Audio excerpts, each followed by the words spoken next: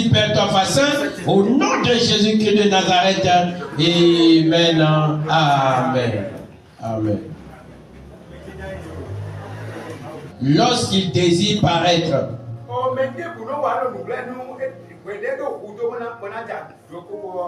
si tu fais ces choses, montre-toi toi-même au monde.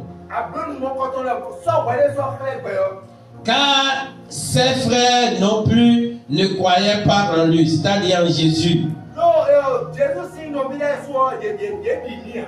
Jésus leur dit, mon temps n'est pas encore venu, mais votre temps est toujours prêt.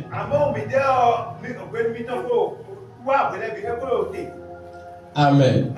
Père, bénis cette parole dans le puissant nom de Jésus-Christ de Nazareth. Amen. Le thème de ce message est intitulé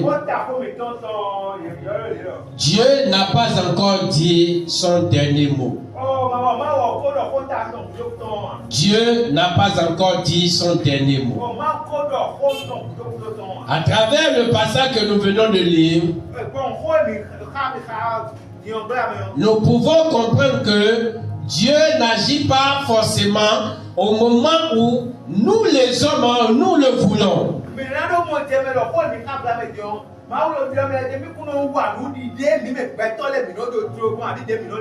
Lorsque nous avons des problèmes, l'homme a des problèmes, il veut que Dieu intervienne instantanément lorsque le problème est en train de le secouer.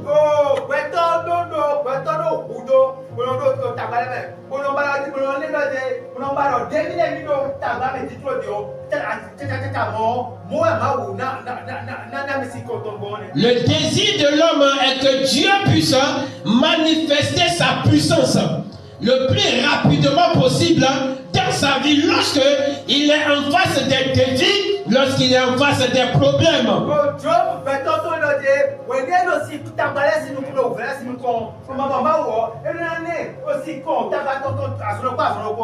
Pour que l'homme puisse montrer à son entourage de quoi son Dieu est capable.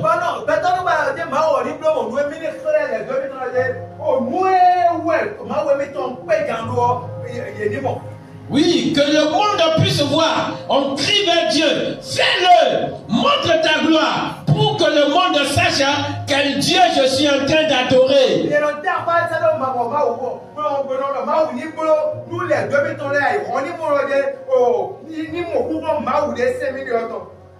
Et les frères de Jésus sont également dans la même mentalité.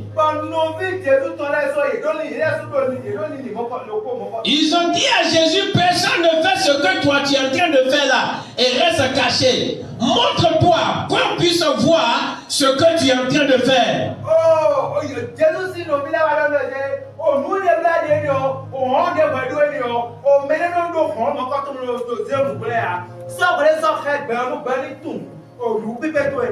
Mais Jésus leur a dit, non, moi, mon heure n'est pas encore arrivée.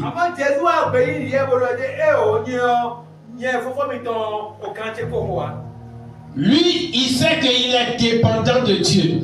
Et tant que l'heure de Dieu n'a pas sonné, lui, Jésus, il ne va pas bouger.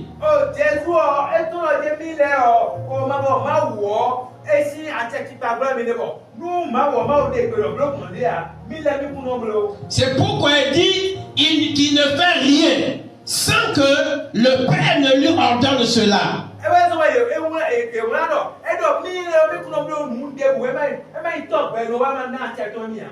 Mais nous ne comprenons pas cela. Les chrétiens de ce siècle ne comprennent pas cela.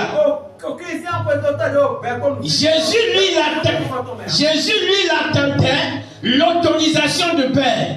Il attend l'heure du Père pour faire toutes choses. Mais les hommes que nous constituons, les chrétiens que nous constituons aujourd'hui, nous ne voulons plus que l'heure de Jésus, l'heure du Dieu créateur, puisse sonner avant que nous obtenions tout ce que nous voulons. Tout ce que nous voulons, c'est maintenant et tout de suite. que Jésus n'a qu'à le faire. Il n'y a pas d'heure. C'est qu'il doit le faire et ça s'arrête là.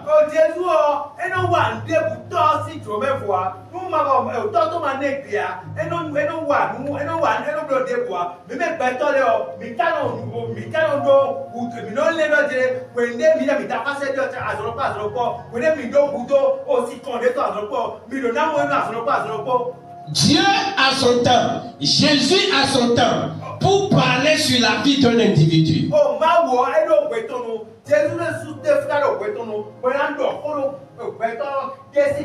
Le dernier mot que Dieu va prononcer, que Jésus va prononcer sur la vie d'un individu, et sa destinée va changer, son histoire va changer, son problème va prendre fin. Jésus, lui, il a un temps pour ça. Dieu, lui, il a un temps pour ça.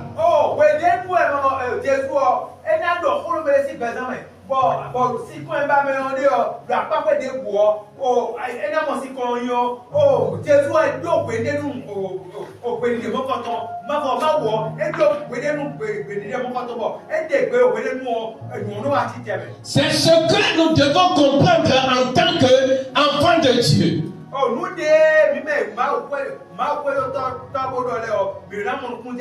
Et le jour, le temps du dernier mot de l'Éternel Dieu, de Jésus sur notre vie, pour que notre situation puisse changer, ce jour, ce moment, ça peut être dans 2 ans, ça peut être dans 1 mois, ça peut être dans 3 mois. C'est Dieu qui détermine cela, c'est Dieu qui connaît cela. Et nous devons laisser la souveraineté à Dieu afin qu'il puisse parler au temps convenable.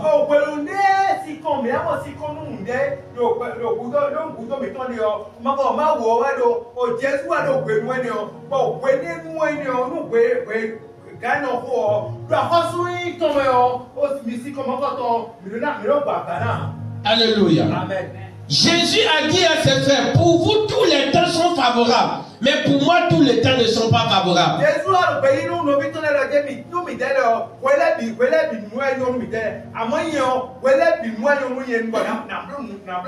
Le temps que nous voyons que c'est en ce moment que Dieu devrait nous exaucer.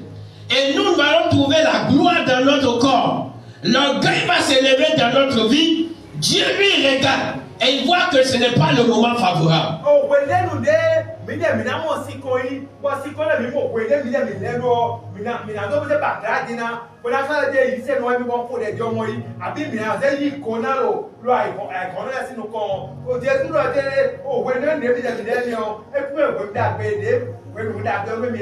Alléluia.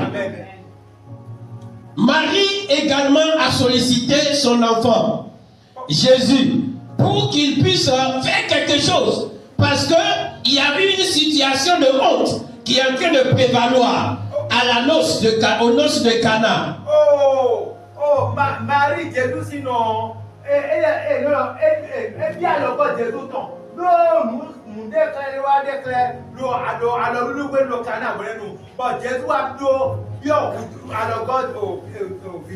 Marie a demandé l'aide à Jésus.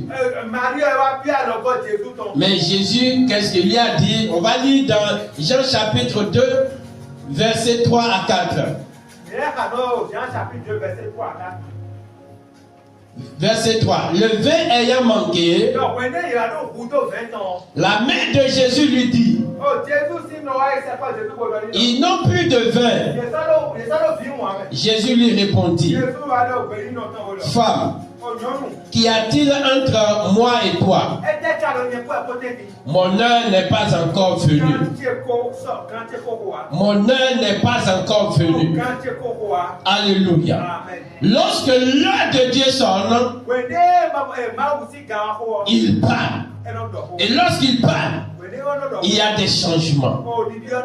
Alléluia. Pour la mère de Jésus, c'est le bon moment. Mais pour Jésus, ce n'est pas le bon moment.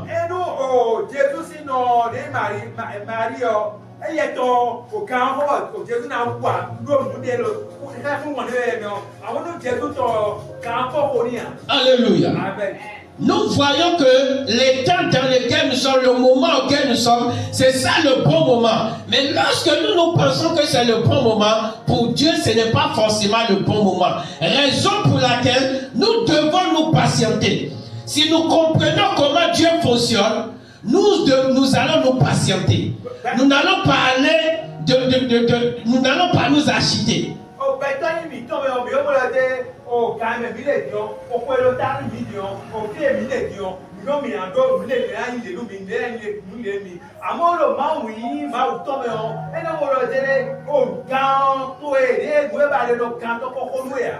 Alléluia. Dieu ne cesse de parler dans nos vies. Non, Dieu parle.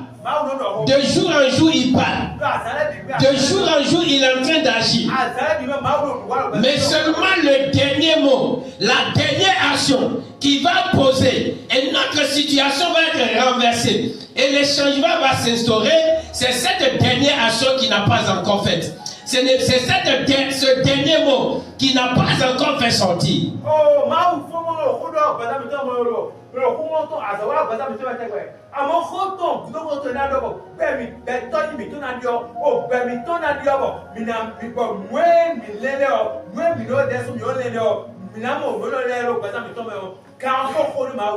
Il parle sur nos défis, il parle sur nos projets, il parle par rapport à nos problèmes, mais seulement il n'a pas encore dit le dernier mot. C'est-à-dire s'il y a un dernier mot, ça veut dire qu'il y a un premier, deuxième, troisième mot.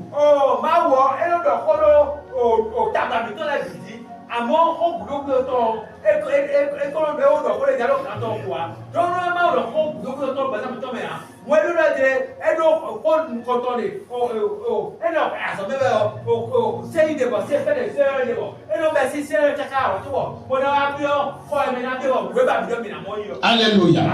Et l'une des choses que le chrétien ne fait pas et qu'il doit faire, c'est de commencer par écouter d'abord les premières choses que Dieu a commencé par nous dire. Nous, des chrétiens,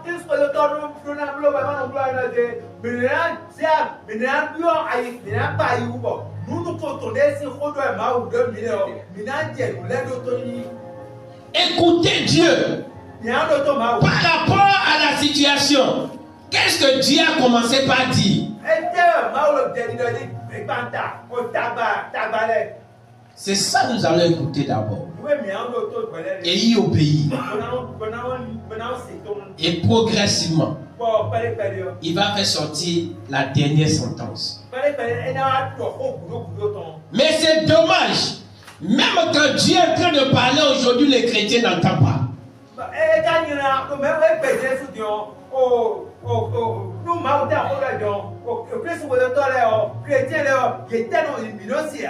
La personne est en train de chercher la promotion, le succès dans ses entreprises.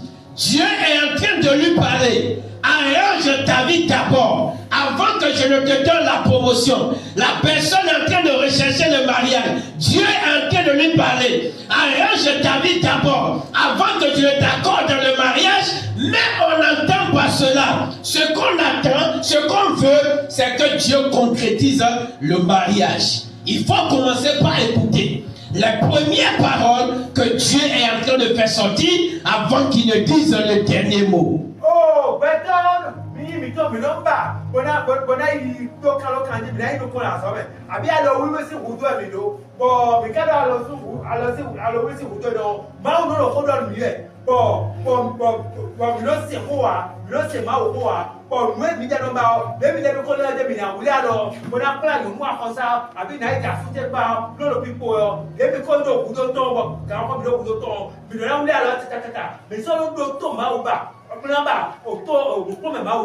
Alléluia.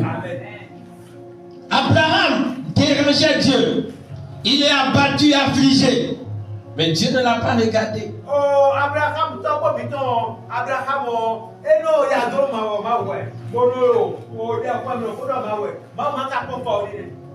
tu me dis que tu vas me donner des richesses. Mais tout ça là, si que tu vas me donner, tu ne vas pas donner d'enfant. Même si tu me donnes tout ça, qui va jouir, qui va en jouir. C'est mon serviteur qui va en jouir. Il se plaint devant Dieu. Oh, Abraham,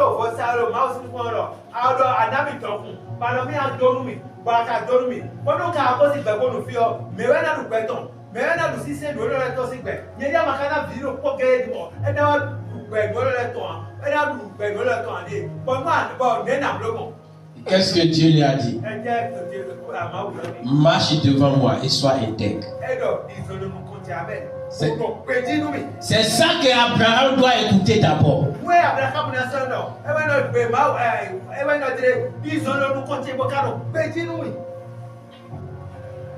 C'est cette parole qu'il doit entendre et marcher dessus. Et Dieu va dire le dernier mot. La promesse qu'il lui a faite de lui donner un enfant. C'est après cela qu'il pourra avoir l'enfant.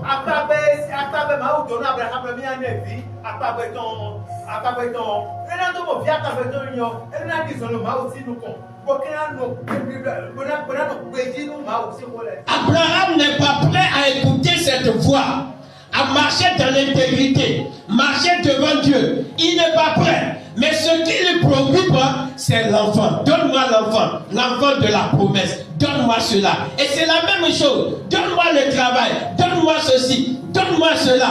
Mais ce que Dieu est en train de dire, on n'est pas prêt à l'écouter.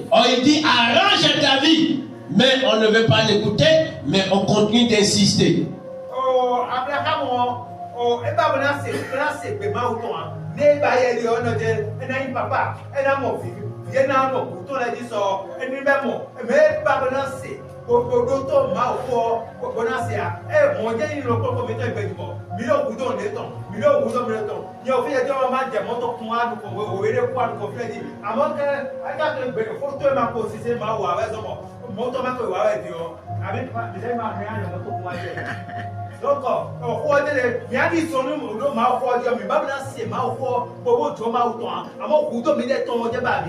Dieu n'a pas encore dit son dernier mot. Et il va le dire dans le puissant nom de Jésus. Mais en attendant, commençons par écouter d'abord ce qu'il nous demande de faire.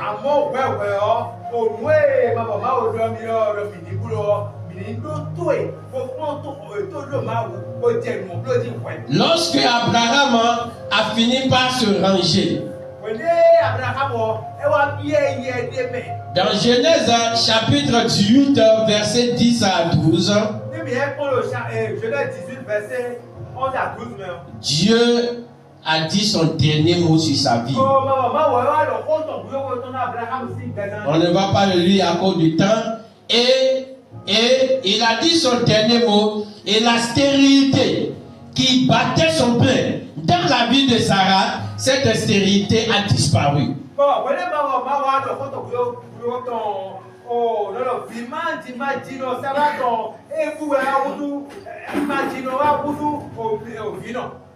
Lorsque Dieu a prononcé son dernier mot sur les enfants d'Israël en Égypte, ils sont sortis de la main de Pharaon. Ils ont quitté l'Égypte.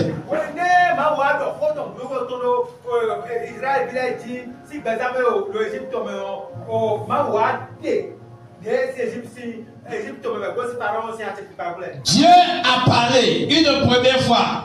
Et Moïse et Aaron sont partis chez Pharaon. Ils sont partis deuxième fois. Dieu a parlé. Ils sont partis troisième fois. Jusqu'à combien de plaies?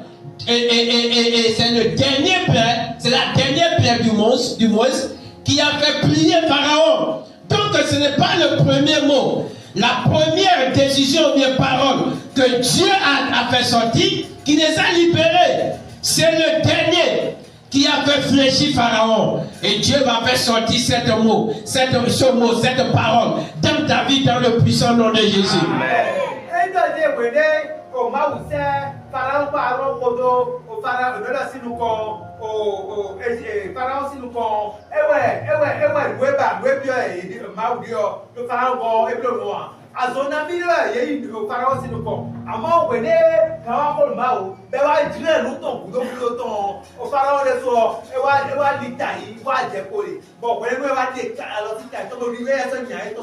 Alléluia. Dieu n'a pas encore dit son dernier mot. Mais cela ne veut pas dire qu'il n'est pas en train de travailler dans ta vie. Cela ne veut pas dire qu'il n'est pas en train de te donner des orientations.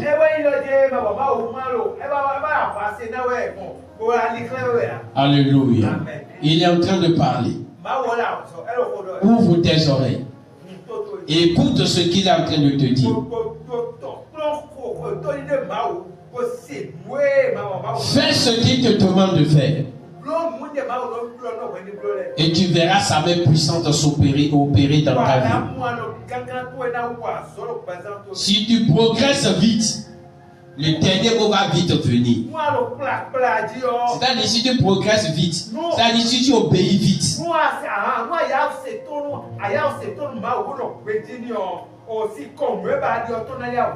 Alléluia. Alléluia. Si Dieu l'a fait pour Abraham, si Dieu l'a fait pour les enfants d'Israël, il va le faire également dans ta vie dans le puissant nom de Jésus.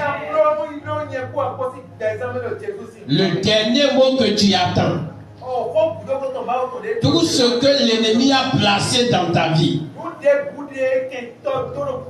pour te distraire, et ce que tu devrais faire pour que le dernier mot puisse en venir et tu ne parviens pas à le faire,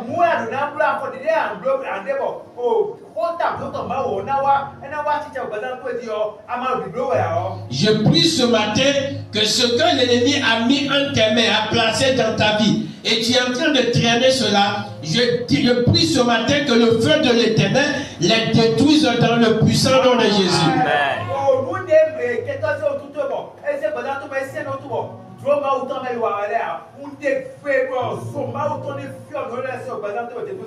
Le petit blocage que l'ennemi a déposé dans ta vie,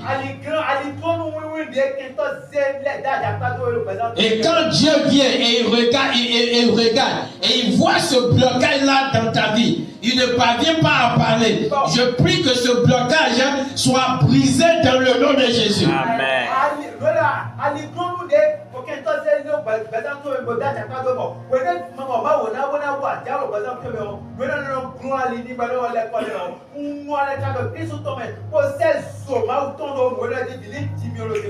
La faiblesse spirituelle que le monde des ténèbres a plantée dans ta vie, et cette faiblesse fait que Dieu ne parvient pas à dire son dernier mot sur ta vie. Je prie que la main de l'Éternel déracine cette faiblesse de ta vie dans le puissant nom de Jésus.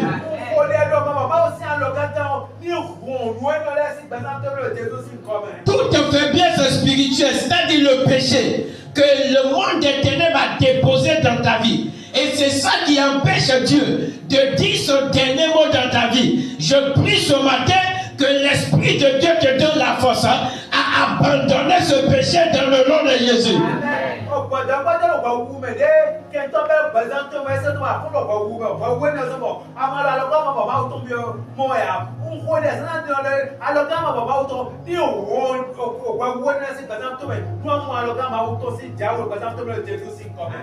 N'importe quelle mauvaise parole que tu as l'habitude de prononcer, parce que Dieu n'est pas en train de faire ce que tu veux, et qui est devenu une barrière, une blocage dans ta vie. Je prie ce matin que la grâce de l'Éternel te localise et que Dieu te pardonne toutes ces mauvaises paroles dans les puissants noms de Jésus.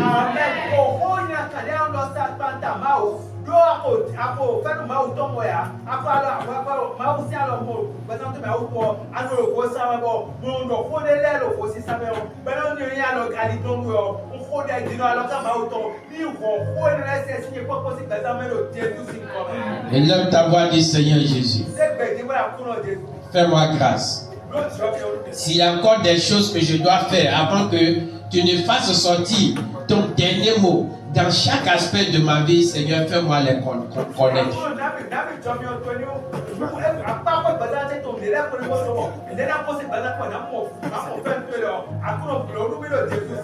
Fais-moi connaître ces faiblesses. Et dis ton dernier mot sur ma vie, papa. Sur ma santé, dis ton dernier mot. Sur ma question de foyer, dis ton dernier mot. Par rapport à ma situation professionnelle, dis ton dernier mot. Dans chaque domaine de ma vie, parle mon Dieu, mon Rédempteur. Prie ainsi dans le puissant nom de Jésus. Mon Père, mon Rédempteur, nous te prions, Père Saint.